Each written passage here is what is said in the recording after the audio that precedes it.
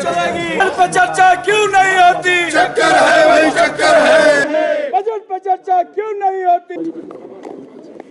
कांग्रेस की सुक्कू सरकार का ये दूसरा बजट प्रस्तुत हुआ है, उस पर चर्चा हुई और चर्चा में बहुत महत्वपूर्ण विषयों में विपक्ष की ओर से बहुत सारे मुद्दे उठाए गए और ये हकीकत है कि इस बजट में नया कुछ भी नहीं, उल्टी पिछली बजट की बहुत सारी योजनाओं को दोहराने की कोशिश की जिनको वो शुरू नहीं कर पाए, अब कह रहे हैं हम शुरू करेंगे। और उसके साथ साथ में जिस तरह से बजट में चर्चा का जवाब मुख्यमंत्री जी दे रहे हैं, जो प्रश्न उसमें से पैदा हुए और उस बात को लेकर के जब हम महसूस कर रहे थे कि मुख्यमंत्री फिर झूठ बोल रहे हैं और झूठ बोलने की उनकी शायद एक क्षमता होगी, लेकिन हमारी सुनने की झूठ बोलने की क्षमता अब नहीं रही और ना ही प्रदेश के लोगों की झूठ बोलने की, झूठ सुनने की क्षमता नहीं रही है। झूठ बोल करके सदन को गुमराह कर रहे हैं और खास तौर से अभी जो JOIT का 817 पोस्ट कोड 817 का जो 1867 की भर्तियों के सिलसिले में जो बात कही, सबसे पहले उनने उससे शुरुआत की कि टेक्निकल ग्राउंड पे ठीक है, कोर्ट में चले गए, कोर्ट में किसी को रोका नहीं जा सकता है, लेकिन हकीकत यह है जब तक कोर्ट में मामला था तब तक के लिए उस सारे मामले में हम निर्णय नहीं ले सकते थे। अब जब कोर्ट ने रिजल्ट निकालने के लिए आदेश कर दिए, उसके बावजूद रिजल्ट क्यों नहीं निकाले जा रहे हैं? 14 महीने से सुक्कू जी आपकी सरकार है, इस प्रश्न का उत्तर क्या है? और वो बच्चे अभी भी सर्दी के मौसम में ठिठुर रहे हैं, इसलिए झूठ बोल रहे हैं, पर्दा डालने की कोशिश कर रहे हैं अपनी नाकामियों पर। और खास तौर से जो दूसरी बात जो मैं कह रहा हूं, जहां वो कह रहे हैं कि पेपर लीक की बात कर रहे हैं, क्या कांग्रेस की सरकार में PMT का पेपर लीक नहीं हुआ था? पुलिस का पेपर लीक नहीं हुआ था? PMT का पेपर लीक होने के बाद गवर्नमेंट ने कोई एक्शन नहीं लिया था, कोर्ट ने निर्णय किया, कोर्ट ने वो जो PMT का जो एग्जाम हुआ उसको रद्द किया था, तब जाकर के नए सिरे से PMT का वहां पर एग्जाम हुआ था।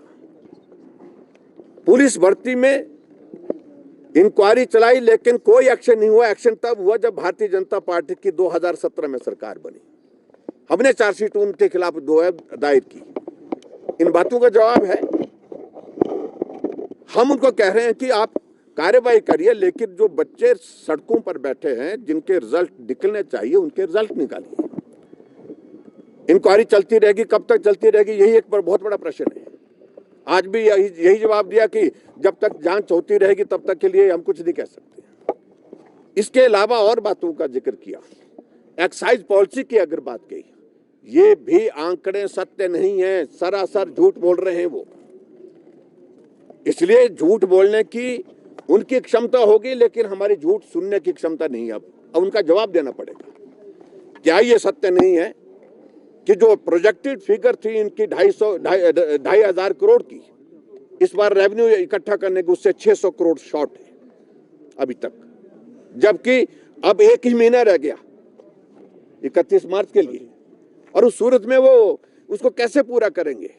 कितने शराब के ठेकेदार शराब का जो है वो बोली लगने के बाद बीच में छोड़ गए, भाग के चले गए, इसका कोई जवाब नहीं है उनके पास। और उल्टा ऊपर से कह रहे हैं कि इनके कांग्रेस पार्टी के जो विधायक जिस प्रकार की भाषा के इस्तेमाल कर रहे हैं, जिस तरह की बातें कर रहे हैं, उनका कोशिश की है, लेकिन हमें उतना मौका नहीं मिल पाया जिस तरह से वो कर रहे थे। लेकिन मैं जरूर कहना चाहता हूं कि हिमाचल प्रदेश में अब की बार जो बजट प्रस्तुत किया गया है, इस बजट का कहीं भी अभिनंदन नहीं हुआ, कहीं भी स्वागत नहीं हुआ। इतने दिनों बजट पर चर्चा हुई, सदन के अंदर कांग्रेस के नेता विवशता पूर्वक जो है वो जो विधायक हैं वो कुछ तारीफ करते रहे, कुछ लोगों ने तो तारीफ भी नहीं की है। कुछ लोगों ने, कांग्रेस के ही विधायकों ने समर्थन इस बजट का किया ही नहीं है। लेकिन पूरे न कर्मचारियों से न समाज के किसी वर्ग से एक शब्द धन्यवाद का हमको अभी तक जो है पूरे बजट के आज इस चर्चा के उत्तर तक नहीं प्राप्त हुआ। हमने कहीं नहीं देखा। आप मीडिया में हैं और मीडिया में आप अच्छी तरह से समझ सकते हैं कि अगर कहीं किसी वर्ग ने धन्यवाद किया होता, मुख्यमंत्री जी आपने हमारे लिए किया, तो उसका धन्यवाद करते थे। एक भी जगह धन्यवाद का शब्द जब नहीं आया तो समझ लीजिए ये बजट जो है बिना सोचे समझे बनाया गया है, आंकड़ों का जाल के साथ बनाया गया है और उसके साथ किसी वर्ग को इसका लाभ नहीं हुआ। बड़ी साफ सी बात है। सर, आपदा और केंद्रीय नेतृत्व, मैं उसी पर आ रहा हूं। जो शब्द इन्होंने इस्तेमाल किए, आर्मी ने हाथ खड़े कर दिए और हमारे मंत्रियों ने सैकड़ों लोगों को, हजारों लोगों को वहां से निकाला। सैकड़ों के लोग बताए से वो निकाले। धन्यवाद भाई।